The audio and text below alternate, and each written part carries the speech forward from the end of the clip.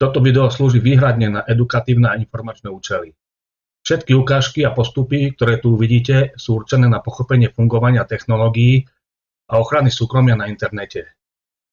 V žiadnom prípade nikoho nenavádzam na porušovanie zákonov, pravidiel alebo podmienok služieb. Používanie akéhokoľvek nástroja, vrátane prehliadača Tor, je vždy zodpovednosťou každého jednotlivca. Ahojte, vítajte späť na kanáli. Dnes sa pozrieme na prehliadač, ktorý je známy najmä pre anonymitu na internete. Tor browser. Ukážeme si, čo Tor vlastne je, ako funguje a prečo ho niekedy používajú ľudia na bezpečné surfovanie alebo prístup k obsahu, ktorý môže byť v niektorých krajinách blokovaný. Nebojte sa, nebude to žiadna technická hĺbka, všetko si ukážeme krok po kroku a zároveň si povieme aj o obmedzeniach a rizikách, ktoré treba mať na pamäti. Poďme sa teda pozrieť, ako Tor funguje a čo všetko dokáže. Čo je to Tor? Na prvý pohľad vyzerá ako obyčajný prehliadač, ale rozdiel je v tom, že vašu komunikáciu posiela cez špeciálnu sieť, ktorá skrýva vašu IP adresu a identitu. To znamená, že stránky, ktoré navštevujete, nevidia, odkiaľ sa v skutočnosti pripájate. Keď poviem Tor, veľa ľudí si predstaví dark web a nejaké tajné stránky. Realita je oveľa jednoduchšia. Tor je nástroj, ktorý vám umožní používať internet tak, aby vás nebolo ľahké sledovať. Môžete cez neho chodiť na bežné stránky, ako je YouTube, správy, Wikipédia, ale s oveľa vyššou mierou anonymity.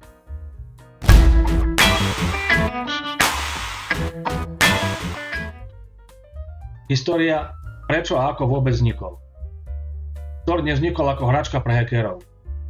Pôvodne ho vyvíjalo americké námorníctvo a neskôr rôzne organizácie, ktoré riešili bezpečnú komunikáciu. Cieľ bol jednoduchý. Vytvoriť spôsob, ako môžu ľudia komunikovať cez internet tak, aby ich nebolo možné jednoducho vystopovať. Neskôr sa z toho stal otvorený projekt, ktorý dnes používajú novinári, aktivisti, ľudia v krajinách s cenzúrou a aj bežní používatelia, ktorí nechcú byť sledovaní na každom kroku. Teraz si v jednoduchosti povieme, ako funguje princíp. Keď sa cez Tor pripojíte na internet, nejdete priamo zo svojho počítača na stránku. Namiesto toho vaša komunikácia prechádza cez niekoľko náhodných serverov. Hovorí sa im úzly. Typicky sú 3. Vstupný úzol, prostredný úzol a výstupný úzol. Každý z nich vidí len kúsok informácie, ale nikto nevidí celý obraz, kto ste a kam presne idete. Vďaka tomu je veľmi ťažké vás vystopovať. Aby ste si vedeli predstaviť, ako Tor funguje, ukážem to na úplne jednoduchom príklade s listom. Predstavte si, že ja som odosielateľ. Volajme ma Rásťo. Chcem poslať list, ale nechcem, aby niekto vedel, že som ho poslal ja. Takže list nedám priamo príjemcovi, namiesto toho ho dám, povedzme, Petrovi. Takže Peter list zabalí do ďalšej obálky. Peter vie len to, že list dostal odo mňa. Nevie, komu ho nakoniec posielam. Peter ten zabalený list dá Palovi. Palo list znovu zabalí. Palo vie len to, že list dostal od Petra. Nevie, kto bol pôvodný odosielateľ a nevie, komu to pôjde ďalej. Potom zase Palo dá list Aničke. Anička list ešte raz zabalí. Anička vie len to, že list dostala od Pala. Nevie, kto bol pôvodný odosielateľ. A Anička ho dá skutočnému príjemcovi. A teraz to najdôležitejšie. Každý pozná len toho, komu list dal a komu ho on odovzdal. Nikto nevidí celý reťazec. Nikto nevie, kto bol pôvodný odosielateľ. Presne takto funguje Tor. Každý úzol vidí len malý kúsok informácie, ale nikdy nie celý obraz.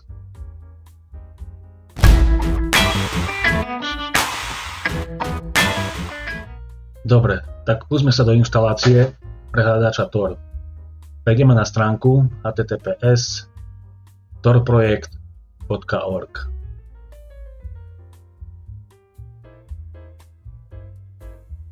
Tak, tu si môžeme vybrať jazyk, ale myslím si, že slovenčina tam nie je, tak to necháme v angličtine. Potom prehliadači si môžeme zmeniť jazyk. Myslím, že čeština tam potom bude.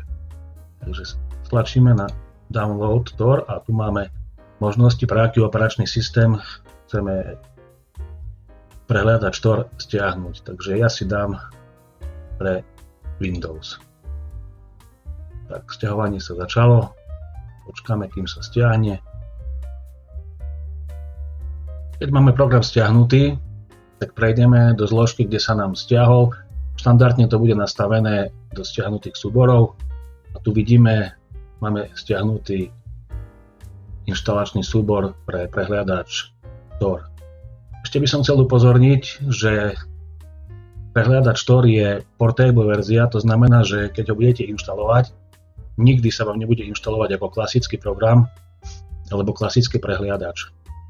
Vždy ho budete môcť normálne napriamo vymazať, on sa vám potom uloží ako do zložky pracovnej plochy. To je tiež jedno z bezpečnostných opatrení tohto prehliadača.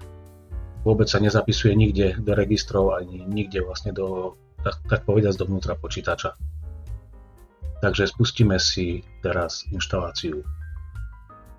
Tak, objaví sa nám takéto okienko a tu si môžeme vybrať jazyk.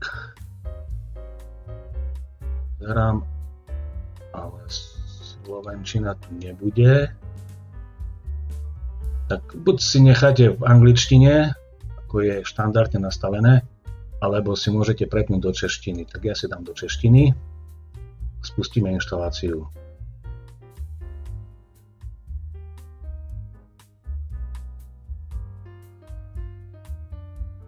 Inštalácia sa nám spustila. Chvíľočku to potrvá.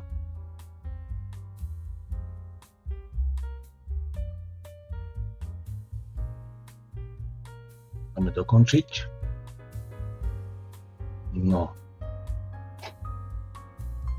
A vidíme, že sa nám tuto objavil už na ploche a potom aj túto v priečinku a hneď sa nám aj spustil, lebo sme nechali, že by sa hneď spustil. A teraz si môžeme buď nastaviť konfiguráciu pripojenia. Niekedy v starších verziách to bolo tak, že keď prehľadač zistil, že ste v krajine, kde máte blokovaný internet, tak vám dal možnosti nejaké, že by ste si to mohli ako nastaviť, ale teraz to urobíme tak, že tu si prepneme tlačítko na, aby sa stále pripájal automaticky, lebo teraz sa bude už pripájať cez tie úzly, ktoré sme si na začiatku videa vysvetľovali. Dáme pripojiť.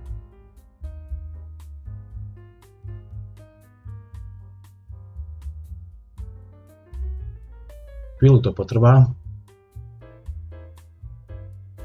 Treba byť trpezlivý. Tak, hotovo. A sme pripojení. Tu máme normálne vyhľadávacie okno a budeme si postupne vysvetľovať určité nastavenia v tomto prehliadači. Tu vidíme napravo taký prepínač, tlačítko Ionize. Toto tlačidlo Ionize slúži na to, aby ste sa na daný web pripojili cez jeho tzv. Onion verziu, ak ju má. Onion stránky sú bezpečnejšie, anonymnejšie a fungujú priamo v Tor sieti bez toho, aby prechádzali cez bežný internet. Ak web verziu Onion nemá, nič sa nestane a zostanete na normálnej stránke. Prečo je to dôležité? Onion verzia je rýchlejšia v Tor sieti, je bezpečnejšia, je to tzv. End-to-end šifrovanie v rámci Toru. Je ťažšie blokovateľná a poskytuje vyššiu anonymitu. Onion verzia je vždy originálna verzia webu, ktorú prevádzkuje priamo ten istý poskytovateľ, len cez Tor sieť. Nie je to žiadna kópia ani podvodná stránka, toho sa nemusíte báť. Takže ja si zapnem tento prepínač na Ionize a teraz si overíme IP adresu. Tu do prehľadača napíšeme toto a skontrolujeme. Tak vidíte. Prehľadač je konfigurovaný pre použitie Tor a vaša IP adresa vyzerá takto: 185.220.101.58. toto nie je moja IP adresa, ja mám úplne inú IP adresu, takže viem, že už som pripojený v sieti Tor a už idem vlastne cez ten úzol. Mám úplne inú IP adresu, ako mi poskytuje môj vlastne prevádzkovateľ, môj provider. Tu ešte hore máte okno, že táto stránka je takisto prístupná v ďalších jazykoch. Teraz máme v angličtine, takže tu si môžeme vybrať. Myslím, že tu bude aj slovenčina. Áno, je tu slovenčina. Takže vidíte, hneď nám zmenilo jazyk. Teraz si ešte niečo povieme. Keď prevádzkovateľ alebo štát blokuje nejakú stránku, nerobí to len jedným spôsobom. To sme zažili v minulosti, možno si určite pamätáte. Blokovanie môže prebiehať na viacerých úrovniach naraz. Doména, IP adresa, domain name server, preloženie názvu domény na IP adresu, dokonca aj podľa názvu stránky v šifrovacom spojení. A keď sa tieto metódy skombinujú, stránka sa nedá otvoriť zo žiadnej bežnej slovenskej alebo IP adresy, alebo vlastne z IP adresy štátu, ktorý blokuje určité weby, aj keď má novú doménu alebo novú IP. Operátor môže zablokovať samotnú doménu, to znamená, že aj keď stránka zmení IP adresu, stále sa nedá otvoriť, pretože domain name server ju jednoducho nepreloží. Potom operátor môže odpovedať, že doména neexistuje, alebo ju presmerovať na nefunkčnú IP. Používateľ má pocit, že stránka je mŕtva, aj keď v skutočnosti funguje. Po tretie, aj keď stránka zmení doménu, môže stále bežať na tej istej IP adrese. Ak je tá IP adresa blokovaná, nová doména nepomôže. A potom môže operátor ešte blokovať rozsah celého vlastne IP rozsahu. Niekedy operátor zablokuje celý rozsah IP adries, kde stránka beží. Takže aj keď sa presunie na inú IP, v tom istom rozsahu stále je blokovaná. No, sú rôzne možnosti, nebudem ich všetky tu vymenovávať. Nie je to účelom tohto videa. A teraz je taká pointa, že keď sa tieto metódy skombinujú, stránka sa nedá otvoriť zo žiadnej slovenskej alebo IP adresy štátu, kde je stránka blokovaná, aj keď má novú doménu, novú IP, alebo je dokonca presunutá do inej krajiny. A práve tu prichádza Tor. Tor tieto bloky obchádza, pretože operátor nevidí doménu, nevidí IP adresu cieľovej stránky, nevidí ani SNI, vidí len to, že používate Tor sieť. A tam vlastne skončil. Tak a teraz si prejdeme nastavenia, aspoň tie základné, najdôležitejšie nastavenia. Takže tuto klikneme na tieto tri čiarky. Objaví sa nám takáto karta. Tu sú nastavenia, settings. A prvé, čo robíme, tak si môžeme zmeniť jazyk prehliadača. Takže nájdeme si, je language. Je štandardne nastavené na angličtinu, pri inštalácii sme to takto ako nastavili. Otvoríme kartu a nájdeme si, slovenčina tam nebude, myslím, že len čeština je tu, áno, je tu čeština, takže sme si dali na češtinu a teraz len dáme potvrdiť a reštartovať. Tak. Prehliadač sa nám reštartoval a už sa nám aj pripojil. Takže a máme to po česky. No, teraz si prejdeme na ďalšie nastavenie. Tu vidíme takýto štít a vidíme, že máme nastavenú úroveň zabezpečenia na štandard. No, vysvetlíme si, čo to znamená. Štandardná úroveň zabezpečenia je predvolená a najpohodlnejšia. V tomto režime fungujú všetky webové stránky tak, ako ste zvyknutí, videá, skripty, formuláre, no proste všetko. Ochrana je stále vysoká, ale Tor v tomto režime nevypína žiadne funkcie strán.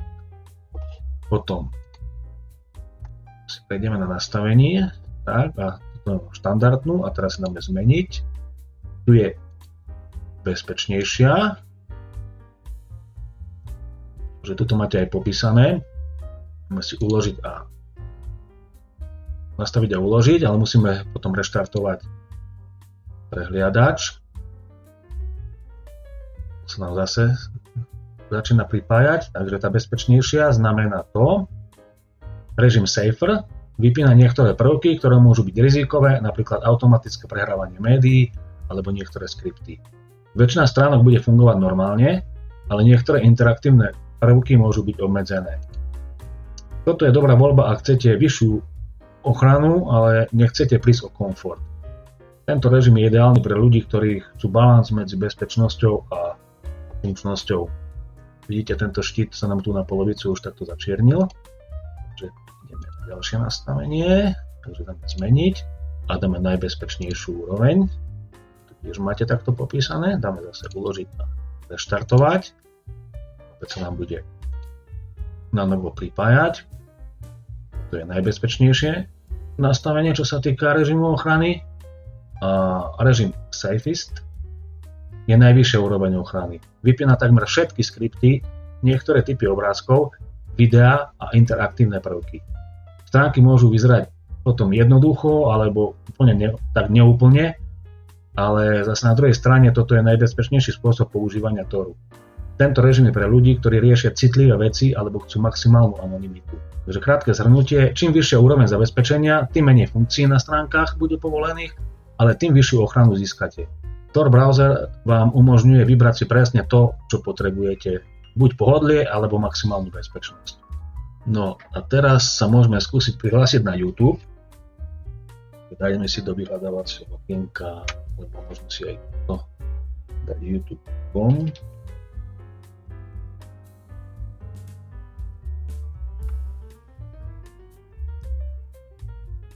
No, takto sa nám objaví takáto stránka.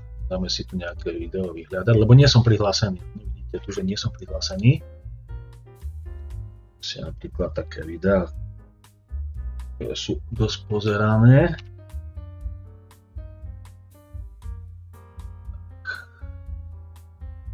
No. Takže tvorilo nám YouTube. Ja som to myslel aj v tom spojení. Vidíte, hneď mi nabehlo bez reklamy, ale môže sa niekedy stať, podľa toho, akú IP adresu vám Tor prideli a aj počas toho, ako prehliadate, tak môže sa aj meniť IP adresa, že bude od vás požadovať YouTube, aby ste sa prihlásili. A to nastáva vtedy, keď dostanete takú IP adresu, ktorá môže byť z krajiny, kde YouTube vyžaduje prihlásenie častejšie, môže byť z rozsahu, ktorý YouTube považuje za podozrivý, môže byť z rozsahu, kde je veľa botov alebo anonymných používateľov, môže byť z krajiny, kde je YouTube obmedzený alebo inak spravovaný. A preto YouTube vám môže niekedy povedať, že prihlás sa, aby si mohol pokračovať. Nie je to chyba Toru, je to len reakcia YouTube na anonymnú IP adresu. A teraz to najdôležitejšie, vidíte, že teraz hociaké video si tu kliknem, a to sú také veľmi pozerané videá, ide hneď, bez reklám, nemáte reklamy absolútne. No, skúšame, tak. No, základom. Môžete si to vyskúšať, uvidíte, pôjde vám to bez reklám. Takisto, keď si na mobile nainštalujete, existuje aplikácia Tor, tak vám takisto pôjdu videá na YouTube bez reklám, s tým, že tiež môže niekedy požadovať prihlásenie. A ešte jednu vec, nedávam to tu, akože chcel som urobiť aj, ako sa inštaluje do mobilu, ako Tor. To si nájdete, je to normálne na Google Store. Aplikácie, ak si nainštalujete a bude vám bežať ako prehliadač aj v mobile. S tým, že ale má také bezpečnostné prvky, že keď si chcete odfotiť obrazovku, keď máte ten prehliadač zapnutý, vlastne obrazovku prehliadača, tak vám nepovolí odfotiť obrazovku ani natočiť obrazovku. No a ešte sa vrátim k tým IP adresám. Môže sa vám stať, ako som hovoril, že bude od vás požadovať prihlásenie, tak sa prihlásite, povedzme, na YouTube. A aj keď budete prihlásení, tak reklamy sa vám takisto nebudú zobrazovať, lebo YouTube nevie spojiť váš účet s vašou skutočnou IP adresou. Tor používa anonymné IP adresy, ktoré reklamné systémy nevedia cieliť, takže reklamy jednoducho nefungujú. A to dôvody sú také, že Tor IP adresy sú často blokované pre reklamy, YouTube nevie určiť tvoju polohu, reklamné skripty sú blokované, profilovanie používateľa nefunguje, cookies z tretích strán sú vypnuté. Čiže výsledok je, že žiadne reklamy, aj keď budete prihlásení, ak by YouTube požadoval, aby ste sa prihlásili. Takže aj keď budete prihlásení, reklamy sa vám nebudú zobrazovať, pretože Tor používa anonymné IP adresy, ktoré YouTube nevie spojiť s vašim účtom ani s vašou polohou.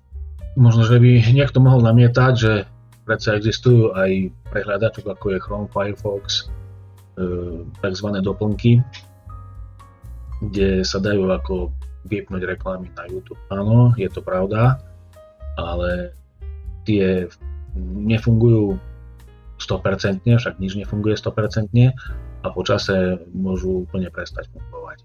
Tak preto ja si myslím, že Tor je na to lepší. A ešte jedno upozornenie by som chcel dať. Môže sa vám stať niekedy, keď máte otvorený Tor a prezeráte si YouTube, že pozriete si video a pustí vám reklamu. Jednu reklamu vám pustí a potom, keď si už ďalej prezeráte videá, tak už vám nepôjde reklama. Aj to sa mi niekedy stalo. Takže keď používate Tor, YouTube sa môže správať rôzne. Tor vám totiž za každým prideli úplne inú IP adresu z inej krajiny a YouTube sa podľa toho aj správa. Niekedy reklamy nejdú vôbec, niekedy iba jedna reklama a potom už nič, čo sa mne stalo. A občas reklamy fungujú normálne, to sa mi ešte mne osobne nikdy nestalo. Je to preto, že reklamné systémy nevedia správne zaceliť reklamy na anonymné IP adresy.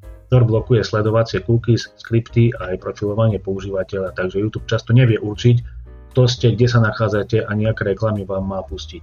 Preto to niekedy skúsi, pustí jednu reklamu a potom zistí, že nič nesedí a reklamy vypne. Takže ak ktorí reklamy idú len sporadicky alebo vôbec, je to úplne normálne správanie. Závisí to len od toho, akú IP adresu vám Tor práve pridelil. Potom, ak by vám YouTube pustil nejakú reklamu, tak môžete urobiť jednoduchú vec, že vypnete prehliadač Tor, že ho reštartujete a zapnete ho na novo a on vám pridelí zase inú IP adresu a možno pri tej IP adrese už to pôjde v pohode, ale ako hovorím, mne sa to stalo len párkrát. No a na záver tejto časti ešte jednu dôležitú vec. Ak používate Tor browser, neodporúča sa prihlasovať na Facebook, Instagram, Gmail alebo iné účty, ktoré sú priamo spojené s vašou identitou. V momente, keď sa prihlásite, prichádzate o anonymitu, pretože služba už presne vie, kto ste. Tor vás síce stále chráni pred poskytovateľom internetu, pred sledovaním na úrovni siete, ale samotná služba, na ktorú sa prihlásite, už má vaše meno, e-mail, prípadne fotku, prípadne kontakty a celú históriu účtu. Takže tu potom vaša anonymita končí. Tor je najlepší na anonymné prehliadanie, nie na prihlasovanie sa do osobných účtov. To si treba zapamätať. No a teraz sa ešte vrátime do nastavení. Takže nastavenia. Pozrieme si dôležitú kartu a to je pripojenie. Tu vidíte, že internet je online, sieť Tor pripojený a tu máme takú časť, že pridať mosty. V nastaveniach Toru je aj možnosť pridať mosty, teda nájsť viac mostov. Mosty sú špeciálne Tor servery, ktoré nie sú verejne uvedené v zozname Tor Rele. Používajú sa v krajinách, kde je Tor blokovaný alebo cenzurovaný. Ak váš poskytovateľ internetu blokuje Tor, normálne Rele sa nepripoja. Vtedy použite mosty, ktoré sú skryté a ťažšie sa blokujú. Tor vám ich vie automaticky nájsť cez túto možnosť požiadať o mosty. Takže skúsime to. Toto je štandardná kapča. Freedom, sloboda. No. A tu už máme mosty obdržanie od Toru. No a potom tu máme takéto okienko, kde si môžeme dať kopírovať adresy mostov. A kopírovať adresy mostov znamená, že tieto mosty môžem poslať niekomu inému, aby sa aj on vedel pripojiť cez Tor, ak ho má v jeho krajine blokovaný. Pomôžte ostatným pripojiť sa je presne o tom, zdieľanie mostov s ľuďmi, ktorí Tor potrebujú, ale ich internet im ho blokuje. Potom, keď to skopírujete, alebo tu máte aj QR kód, kopírujete, tak ten dotyčný na druhej strane si to klikne a sem vloží ten most, ktorý ste mu poslali, ďalší OK a musí reštartovať vlastne celý Tor.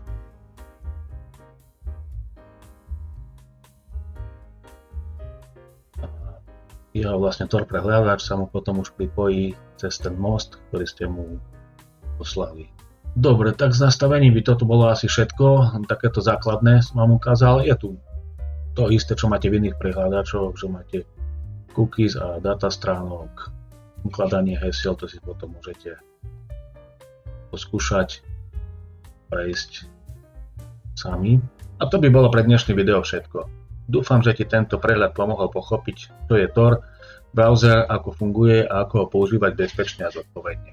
Ešte raz pripomínam, že Tor je nástroj na ochranu súkromia, nie na obchádzanie zákonov. To, ako ho použiješ, je vždy na tvojej vlastnej zodpovednosti.